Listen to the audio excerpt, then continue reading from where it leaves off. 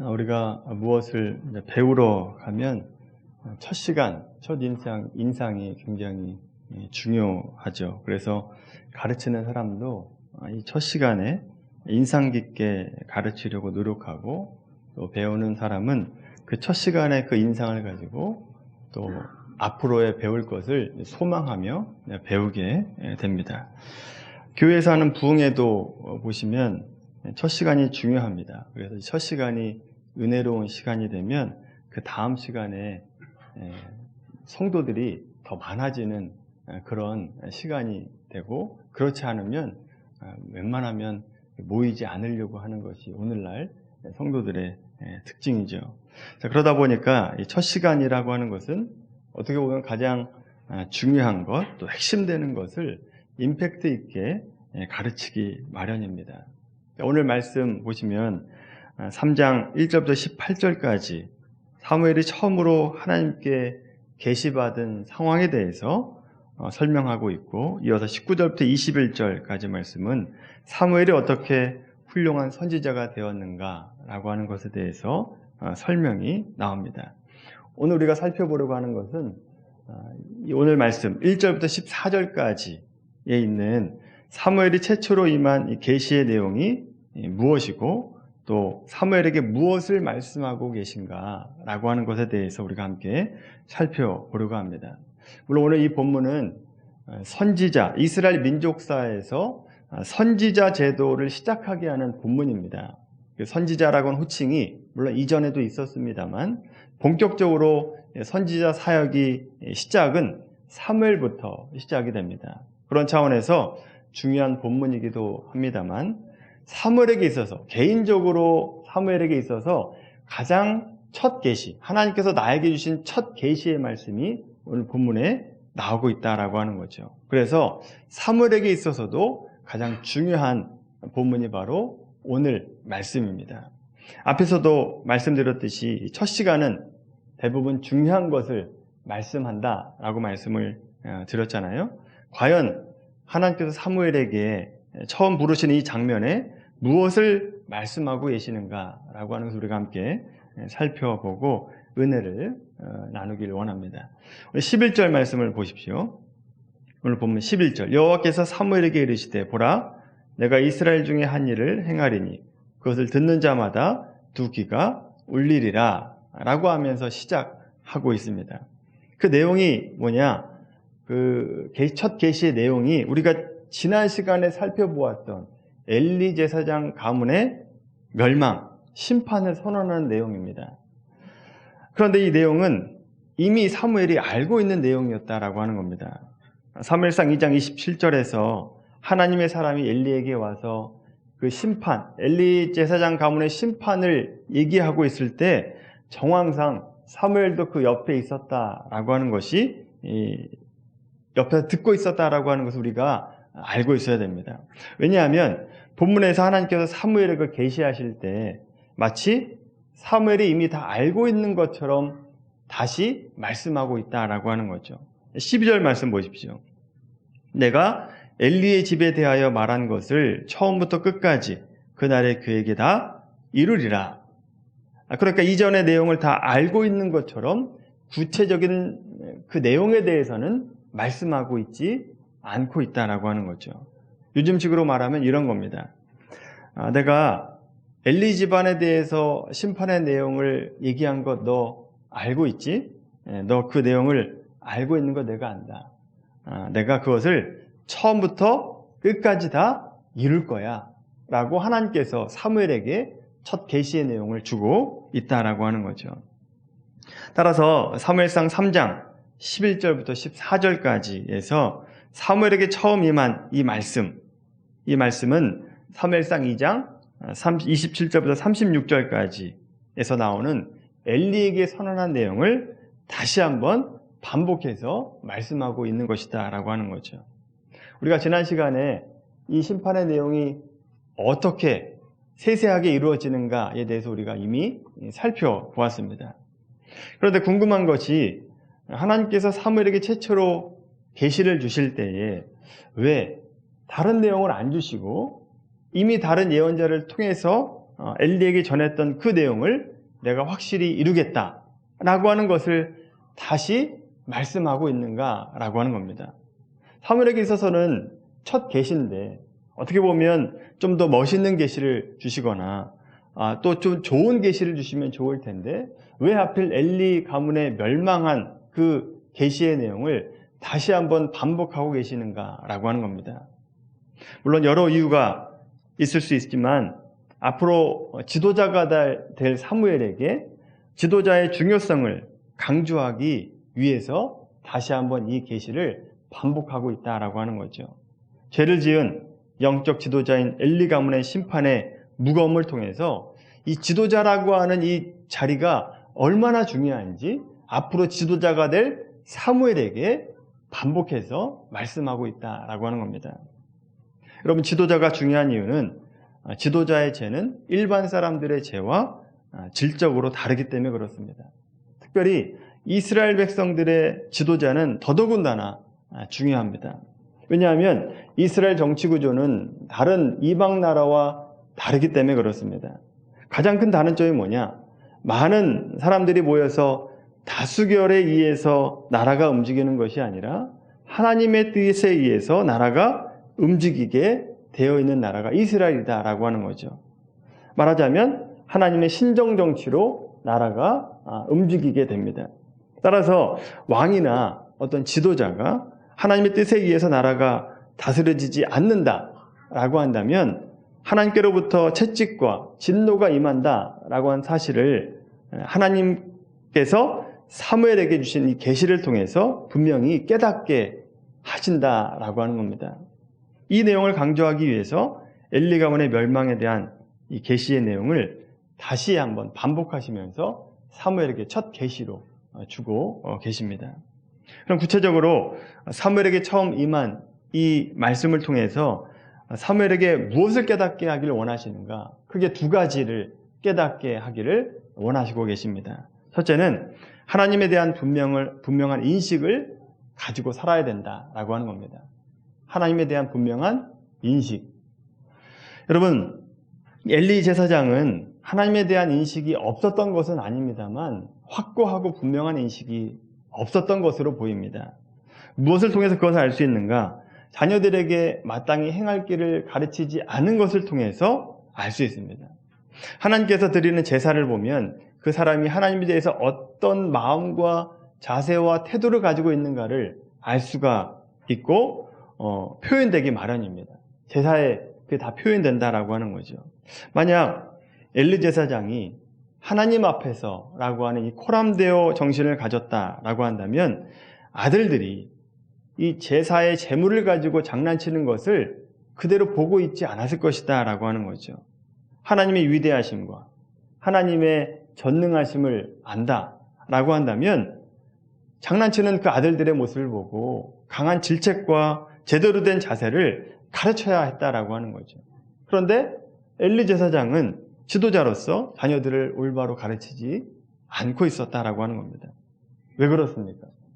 눈에 보이지 않는 하나님에 대한 분명한 인식이 없으면 눈에 보이는 자식을 더 사랑하게 되어 있기 때문에 그렇습니다. 그렇다 보니까 엘리 가문은 처절하게 무너지는 것을 보게 되죠. 그런 의미에서 오늘 본문에서 첫 계시로 엘리 가문의 멸망의 말씀을 주시는 이유는 사무엘 너는 하나님에 대한 분명한 인식과 믿음을 가지고 지도자의 역할을 감당해야 된다라고 하는 것을 말씀하고 있다라고 하는 거죠. 그만큼 중요하기 때문에 사무엘에게 첫 계시로 말씀하고 있는 겁니다. 사무엘에게 내려진 이 첫 계시의 말씀으로 사무엘에게 가르치고자 하는 두 번째 것은 지도자의 책임입니다. 사무엘이 지도자가 될 것이기 때문에 지도자의 책임이 얼마나 큰가를 말씀하고 있다라고 하는 거죠. 지도자의 책임이 뭐냐? 백성들을 말씀을 가르치고 깨닫게 해서 하나님을 따르는 자로 만드는 것. 그것이 지도자의 책임입니다. 마치 오케스트라의 지휘자처럼 공동체의 지도자는 자신에 속한 모든 사람들을 하나로 묶고 한 마음이 되게 하고 하나님을 온전히 섬기게 만드는 것. 이것이 지도자의 책무라고 하는 거죠. 따라서 아무리 많은 사람들이 요구한다 할지라도 하나님 뜻에 반대된다라고 한다면 단호하게 노라고 외칠 수 있어야 됩니다. 그리고 올바른 것을 가르치고 올바른 길로 인도해야 되는 것이 지도자의 책임이다라고 하는 거죠. 근데 여러분, 이것이 말이 쉽지 실제 실천하려면 결코 쉬운 것이 아닙니다. 백성들이 몰려와가지고 이렇게 해주십시오 라고 하는데 하나님 뜻이 아니다라고 해서 노라고 얘기하기가 결코 쉽지 않다라고 하는 거죠. 그렇게 쉽지 않은 지도자의 직무를 감당하라고 하나님께서는 지도자라고 하는 자리, 그리고 권력, 힘을 부여해 주신 것입니다. 그런데 그 책임은 다하지 않고 자기가 가지고 있는 권력과 지위를 가지고 남용하고 자기 이익을 위해서 쓰게 되면 부작용이 만들어지게 되는 거죠. 무엇보다도 하나님을 버리고 세상적인 방법이나 사람들의 여론에 더 귀를 기울이게 되면 결국 다 자기 유익을 위해서만 그 지위와 권력과 자리를 쓰게 된다라고 하는 것입니다. 성경에 보면 지도자로서 하나님에 대한 분명한 인식이 없고 또 자기가 가진 지위와 권력을 가지고 자기 유익을 위해서만 사용했던 사람들이 있습니다. 물론 많은 사람들이 있지만 우리가 지금 사무엘서를 보고 있는데 사무엘서에도 보면 그런 사람이 나옵니다. 그 말씀 한번 찾아보겠습니다. 사무엘하 15장 말씀입니다. 사무엘하 15장 말씀입니다.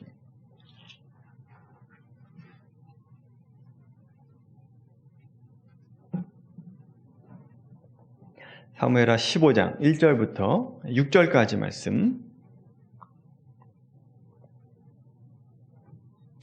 자, 15장 말씀 보시면 지도자의 자리를 잘못 이용하고 사용하는 사람이 나와요. 1절부터 6절까지 같이 한 목소리를 읽겠습니다. 시작.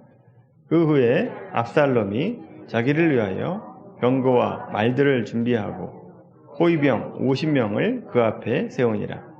압살롬이 일찍이 일어나 성문길 곁에 서서 어떤 사람이든지 송사가 있어 왕에게 재판을 청하러 올 때에 그 사람을 불러 이르되 너는 어느 성읍 사람이냐 하니 그 사람이 대답이 종은 이스라엘 아무 지파에 속하였나이다 하면 압살롬이 그에게 이르기를 보라 내 일이 옳고 바르다마는 내 송사를 들을 사람을 왕께서 세우지 아니하셨다 하고 또 압살롬이 그에 이르기를 내가 이 땅에서 재판관이 되고 누구든지 송사나 재판할 일이 있어 내게로 오는 자에게 내가 정의 베풀기를 원하노라 하고 사람이 가까이 와서 그에게 절하려 하면 압살롬이 손을 펴서 그 사람을 붙들고 입을 맞추니 이스라엘 무리 중에 왕께 재판을 청하러 오는 자들마다 압살롬의 행함이 이와 같아서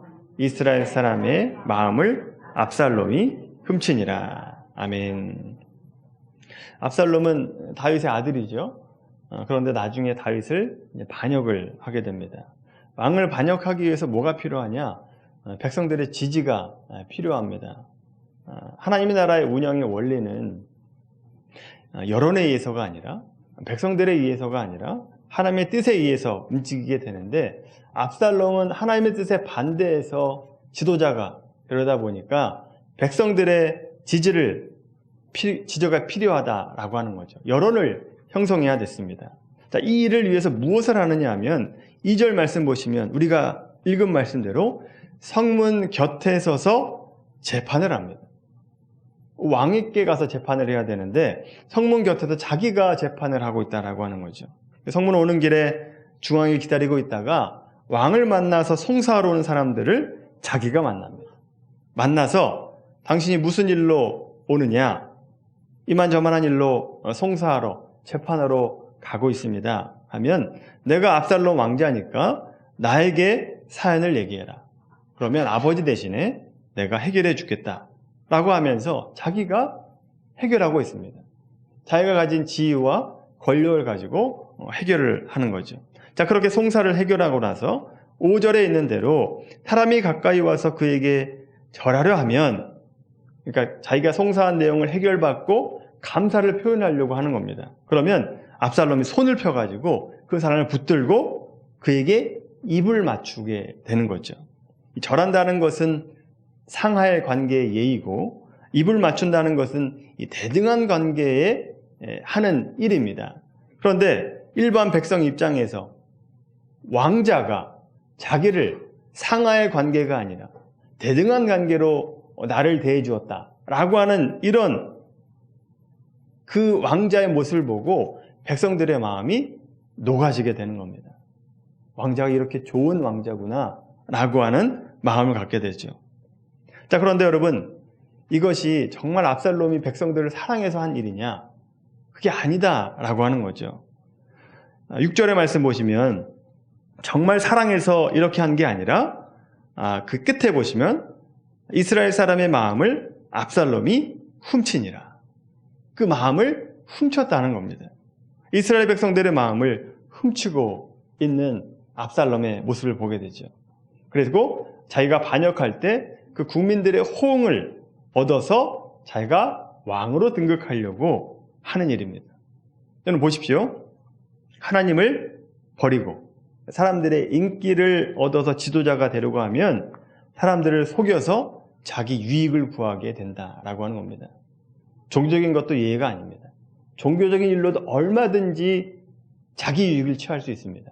그게 대표적으로 신약의 대제사장들의 모습을 보면 나오지 않습니까?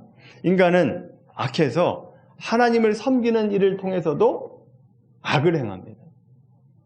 예수님 당시에 대제사장 가야바가 성전에 제사 드리러 오는 사람들에게 양과 소를 파는 권리, 이 권리를 독점하면서 폭리를 취하게 됩니다. 제사 드리는 짐승을 부정하다, 정하다라고 하는 판결을 제사장이 하게 되는데 오직 자기네가 인정한 상점에서만 파는 제물들, 그러니까 메이드인 가야바가 찍혀있는 제물만 제사의 제물로 받아주는 겁니다. 자, 그러니까 백성들은 비싸도 울며 겨자 먹기로 제사장들이 인정한 상점에서 비싼 짐승을 사서 제사하게 되는 거죠. 어쩔 수 없이. 얼마나 악합니까? 하나님을 인식하지 못한 사람들의 모습이 이렇게 악하다는 겁니다. 우리라고 좀 낫는가? 나는 그렇지 않다라고 생각하겠지만 여러분, 하나님을 인식하지 않으면, 내가 코람도의 정신을 가지고 신앙생활을 하지 않으면 언제 어디서나 자기 유익을 취합니다. 자기 유익을 위해서 거짓을 일삼고 비방하고 속임수를 저지르는 것이 우리의 모습이다라고 하는 거죠. 따라서 사무엘에게 주신 이 첫 계시는 사무엘이 이 말씀을 통해서 올바른 지도자가 되라. 너는 하나님을 분명히 인식하는 자가 되라. 라고 하는 이 말씀을 위해서 이 첫 계시를 주고 계시는 겁니다. 그리고 백성들을 올바로 가르쳐야 된다. 너는 지도자가 되기 때문에 올바른 지도자가 되어야 된다라고 하는 것을 강조하기 위해서 이 첫 계시의 말씀으로 엘리 제사장의 심판의 내용을 다시 한번 반복하고 있는 것입니다. 자, 그렇다면 구체적으로 올바른 지도자의 모습이 어떤 모습인가? 사실 지도자만이 아니라 모든 그리스도인들이 가져야 될 자세입니다. 말씀 한번 찾아보겠습니다. 예레미야 9장 말씀입니다. 구약성경 예레미야 9장 말씀. 구약성경 1065페이지입니다. 구약성경 1065페이지 예레미야 23절 24절입니다.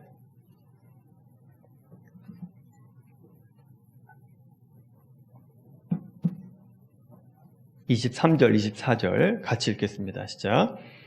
여호와께서 이와 같이 말씀하시되 지혜로운 자는 그의 지혜를 자랑하지 말라. 용사는 그의 용맹을 자랑하지 말라. 부자는 그의 부함을 자랑하지 말라.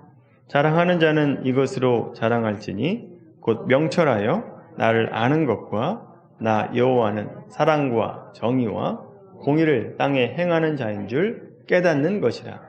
나는 이 일을 기뻐하노라. 여호와의 말씀이니라. 아멘.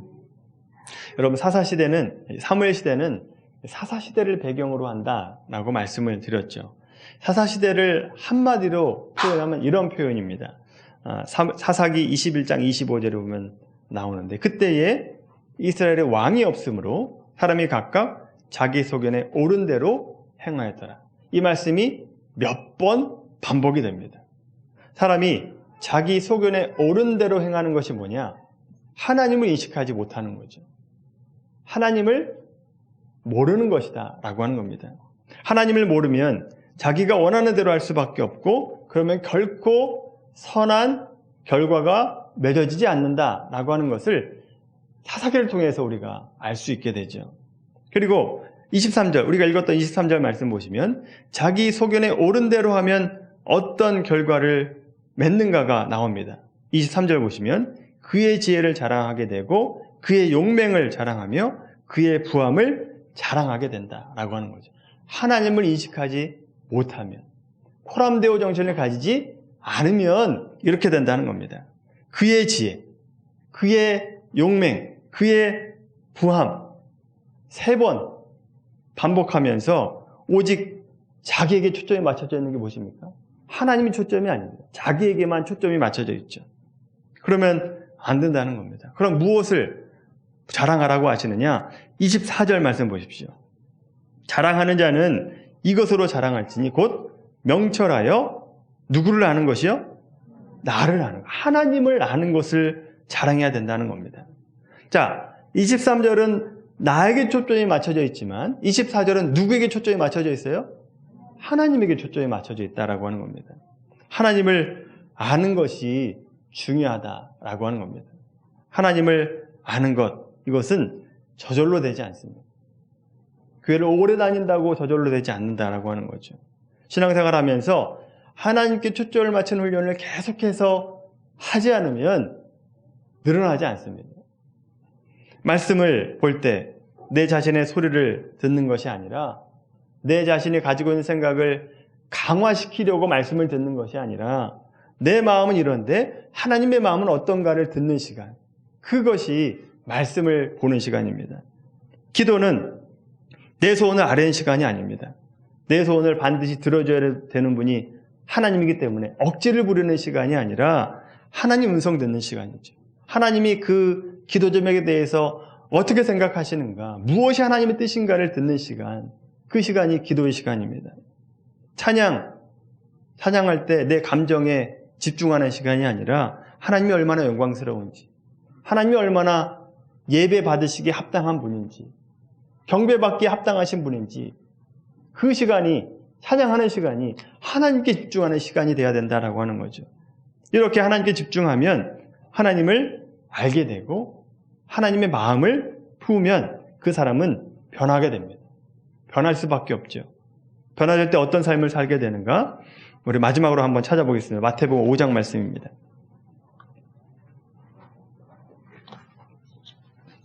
신약성경 마태복음 5장 말씀, 5장 14절부터 15절까지입니다. 마태복음 5장 14절부터 15절까지 같이 한 목소리로 읽겠습니다. 너희는 세상의 빛이라. 산 위에 있는 동네가 숨겨지지 못할 것이요, 사람이 등불을 켜서 말 아래 두지 아니하고 등경 위에 두나니 이러므로 집안 모든 사람에게 빛이 느니라. 아멘. 하나님을 알고 하나님의 자녀된 자들, 또 지도자 된 자들, 그리고 믿는 자들은 세상의 빛이라는 겁니다. 세상의 빛이라고 하는 것은 나는 빛이고 너는 어두움이다, 이렇게 갈라치기 하면서 정죄하라고 말씀하시는 것이 아닙니다. 내가 가진 빛은 어두움을 물러나게 하기 위한 빛이다 라고 하는 거죠. 신자의 정체성이라고 하는 것은 나는 믿었고 너는 믿지 않았다, 이렇게 구별하면서 정체성이 나오는 것이 아니라 하나님을 닮고 하나님의 자녀다운 모습, 빛의 자녀로서의 모습을 보일 때 정체성이 나오게 되는 거죠. 믿는 자들은 삶으로 세상 사람들과 얼마나 다른가의 모습을 보여야 됩니다. 그래서 빛은 어느 곳에 있든지 간에 빛이 나게 되어 있습니다. 숨겨지지 못한다 라고 말씀하잖아요. 따라서 지도자는 그렇게 빛 가운데로 살아가야 되는 것이죠. 또한 공동체 안에서 사람들에게 하나님을 잘 가르쳐서 그 공동체에 속한 사람들이 다 빛이 되도록 빛날 수 있도록 만드는 것이 지도자의 책무라고 하는 거죠. 그렇게 작은 빛들이 세상 곳곳에서 예수님을 알리고 구원하는 일을 할 수 있도록 격려하고 권면하고 때로는 질책해야 되는 직무가 지도자이고 또 여러분의 직무이기도 하다라고 하는 거죠. 그리고 이 사명은 단지 지도자들만의 사명이 아니다라고 말씀드렸습니다. 왕 같은 제사장으로 부름받은 여러분들의 사명이기도 하다라고 하는 겁니다. 여러분, 사무엘에게 두 가지를 강조하셨습니다. 첫 번째는 하나님에 대한 분명한 인식을 가져야 된다. 여러분들도 하나님에 대한 분명한 인식을 가지고 살아가게 되길 바랍니다. 신앙생활을 할 때 호람대오 정신을 가지고 살아가십시오. 내가 하나님 앞에서 정말 이 행동을 할 수 있는가 생각해 보시고 행동하십시오. 내가 하나님 앞에서 이런 경거망동 행동을 할 수 있는가, 이 행동을 할 수 있는가 할 수 없는가를 잘 생각하시면서 살아가시길 바랍니다. 두 번째로 하나님이 나에게 누구시냐, 하나님이 무엇을 원하시는가에 대해서 알고 또 여러분에게 속한 가정과 또 직장과 또 사업장에서 여러분을 따르는 사람들에게 하나님을 따르는 자의 모습이 어떤 모습인가를 가르치시길 바랍니다. 여러분은 어느 곳에 가든지 한 군데 이상은 반드시 지도자의 역할을 감당하고 있을 겁니다. 그러면 내가 하나님 믿는 자로서의 모습을 보여야 되고 또 내 아래에 있는 사람들에게 하나님 믿는 자로서의 삶이 이래야 된다라고 하는 것을 빛의 모습으로 보여야 되는 것이 저 여러분들의 책무라고 하는 거죠. 여러분, 그래서 그들에게 가서 그리스도인다운 말과 행실을 통해서 예수님을 전하는 것이 우리의 책임인 것입니다. 산 위에 있는 동네가 감출 수 없듯이 우리는 그렇게 쓰임받아야 된다라고 하는 거죠. 그것이 하나님께서 하나님께 부름받은 그리스도인들의 마땅한 사명이고 책임이고 특권인 것을 기억하시고 이 일을 실천하는 우리 모두가 되기를 예수님의 이름으로 간절히 축원합니다.